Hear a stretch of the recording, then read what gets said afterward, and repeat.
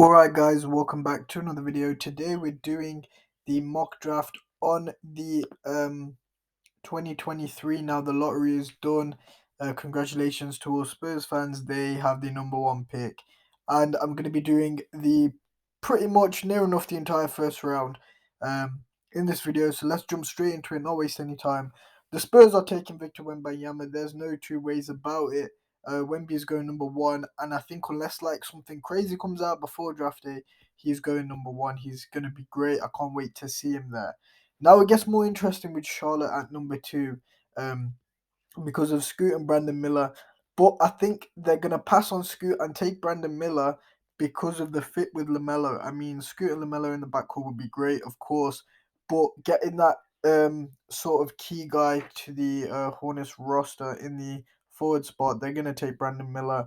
I know his draft like interviews haven't been going well, but I still think if Charlotte are happy with him, they're taking him.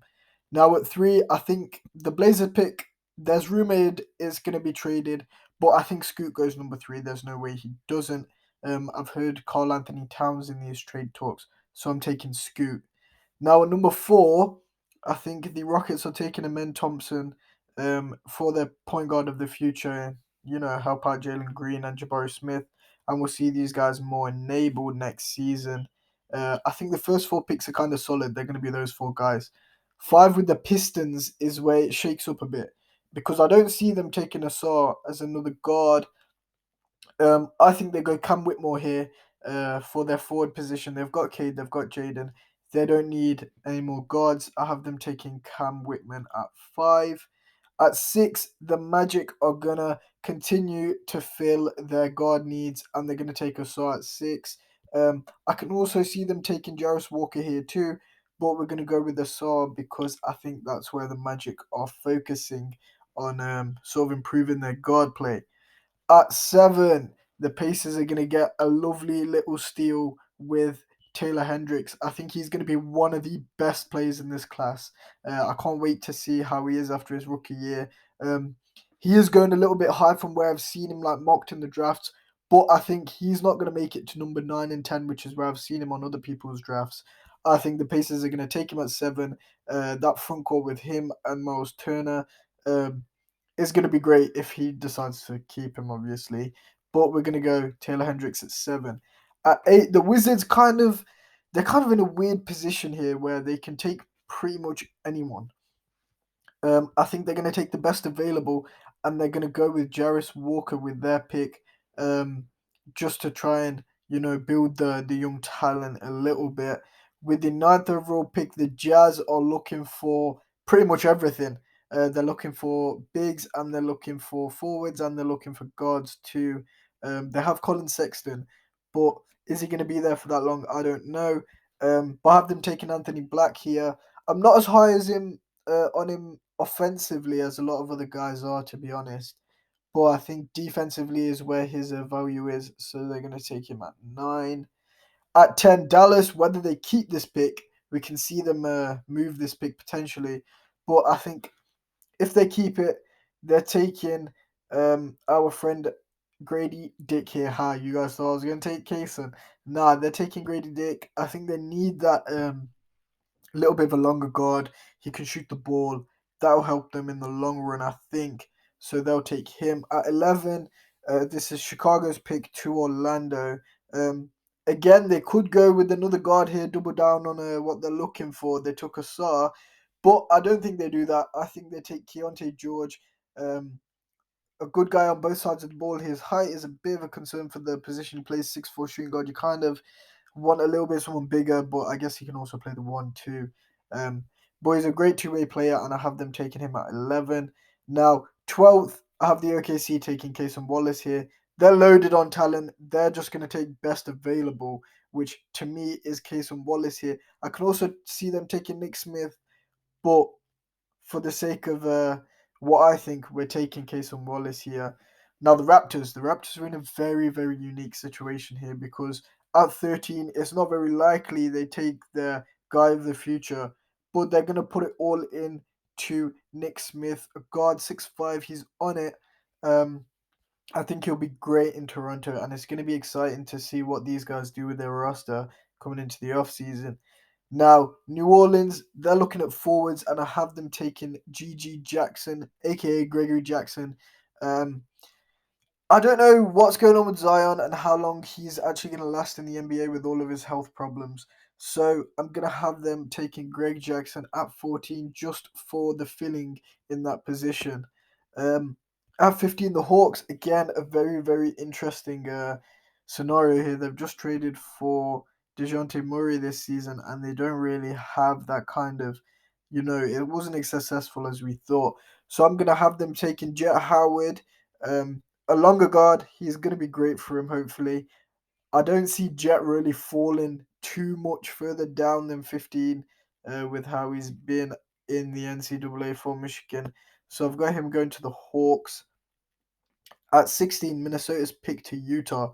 Now, Utah are kind of in again, another strange situation. They've just taken Anthony Black, more for his defensive style of play, but they're looking for someone here who can kind of make a little bit of a difference. And for me, that's Jordan Hawkins. Now, I know in my draft, he slid so much compared to where he is in other people's drafts. I know he's going like round 9 to 11. I've got him going 16.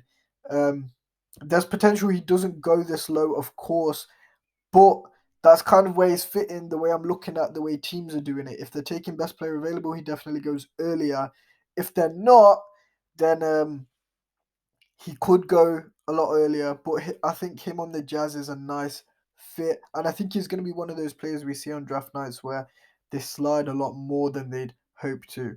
Now, the Lakers, I've got him taking Dariq Whitehead. I think he slots right into this Lakers roster. He's going to be able to play the positions he needs to play. He's going to be able to get his job done. The Lakers, we've seen them this offseason. They're still competing. Sorry, this playoffs. They're still competing, and he's going to be a great new piece to them next season. The Heat, the Heat are built for this pick. The Heat are going to take Jalen Hudschnifino. Um, I think again he's one of those guys. He slots right into their roster, and I think he can help them kind of improve their guard play. Kyle Lowry's getting a bit older. Tyler Hero, he's not dependable at the point. Uh, Jalen can really help them sort of figure out where this next bunch of Miami guys are going. We know they're having a great playoff run. Maybe they don't have this pick if they trade someone for a star in the offseason. We'll have to see. But for now, I have them taking him at 18. Now, 19, the Warriors, I've got them taking Derek Lively. Why? Because we've seen in these past few drafts, they like their big um, prospects. And Derek Lively was the second highest rated coming out of high school. Sure, he's not had that great season we expected in Duke, but he's going to be great for them. He's perfect fit. He does what he has to do. He's going to be one of those guys who comes in and does his job straight away. The Warriors aren't asking too much of him either. I think that's great for a guy who's not quite performed at the NCAA level. Um, but going to the Warriors, I think their development too, he'll be perfectly happy with going to them.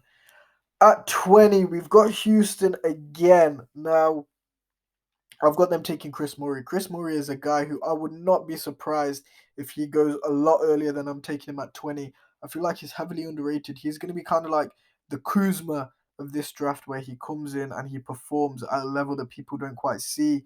Um, from him. He played great at Iowa, 20 points per game. It's on your screen right now. Um, he'll be perfectly fine. And I think him on this Rockets team is going to make them really, really scary. Give it a few seasons. At 21, we have the Nets, who are kind of in a awkward position right now. You can see this roster is not looking great. And I don't know where they're going from here. I know they're looking at Mikal Bridges and how to build around him because he's kind of like exploded into his role as he's been traded to Brooklyn. So I've got them taking Bryce Sensabaugh here, kind of best player available type thing, looking for, another key guy they can insert into their lineup and their roster. At 22, I have the Nets again. They're going to look for this kind of next guy. They're taking Kobe Buffkin. I know it's a bit late to be looking for the next guy in the 22nd pick, but you never know what could happen. They need the guard play with whatever the hell's going on with Ben Simmons. No one quite knows.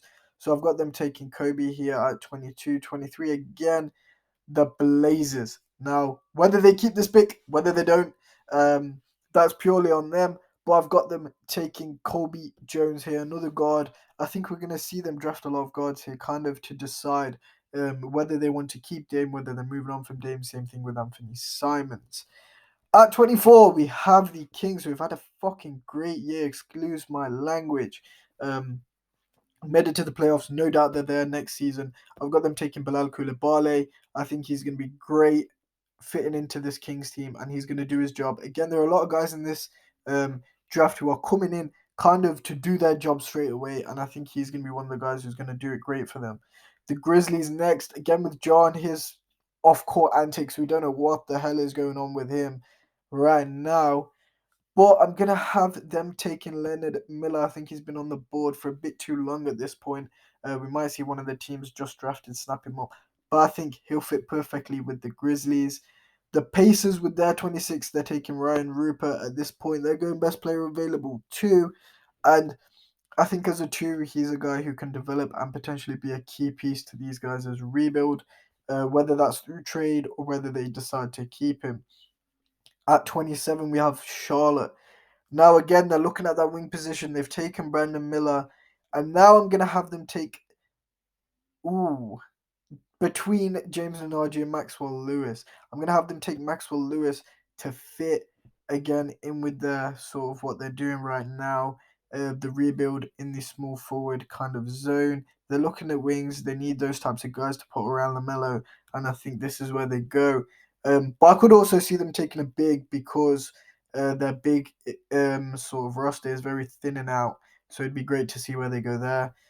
At 28, the Jazz are going to go with Noah Clowney. Again, a position they need and sort of a guy who's going to come in and do his job exactly what he needs to do. He's going to play his position very well, and we'll see him on the Jazz next season, hopefully. With the 29th pick, the Indiana Pacers are selecting James Nnaji. I think he's been on the board for far too long at this point. I do think he goes first round just because I've watched this guy quite a bit more than a lot of these guys towards the end of the draft. And I think the Pacers are going to fit well with him. Taking bigs, I think they are very big centric right now because they need someone to pair with Tyrese Halliburton. And with the final pick, the Clippers, who are in a very, very vulnerable position right now, are taking Andre Jackson. They need the guards. They need a guy who can come there. He can shoot the ball. He can play defense. He can play hard. That's all they need is a guy who can play hard. And I have them taking Andre Jackson. So this right now is... Oh, we messed up there. This right now is our first round draft. Victor Wembanyama won. You guys can see it here. And honestly, looking at this draft, I think a lot of these guys in the future are going to be huge. So it's going to be super important to kind of see where they end up. And it's going to be fun to track it. So hopefully you guys enjoyed this video. Make sure you leave a like, subscribe if you're not already. All my links are in the description down below. And I'll see you guys next time. Peace. Bye.